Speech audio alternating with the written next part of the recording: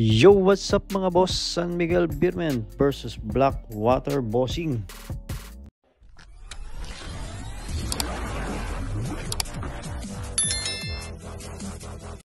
Tinalo ng San Miguel Beer ang Blackwater Bossing sa score na 115-102.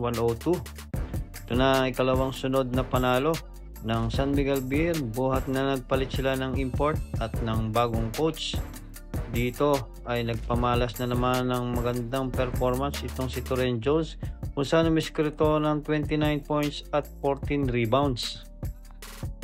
Tinanghal naman best player of the game si 8 times MVP Junmar Fajardo, kung saan nagpakita pa ito ng kanyang sidestepping move.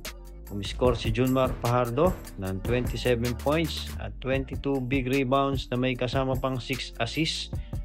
Ito na ang dalawang sunod na best player of the game ni Junmar Fajardo, kung saan dinodomina niya talaga at kinakain niya ng buhay ang depensa ng Blackwater Bossing.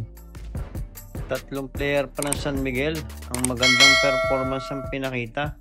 Una dito ay si CJ Perez, kung saan umiscore ng 15 points.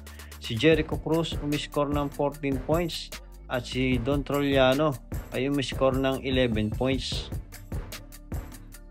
Sayang naman ang magandang performance na pinakita ng Blackwater import na si George King, kung saan nagpakita ito ng magandang shooting sa 4 points.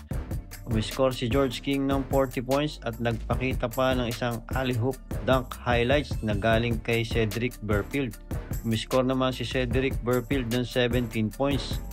Ngayon ang Blackwater Bossing ay may kartadang 1 win and 4 loss card.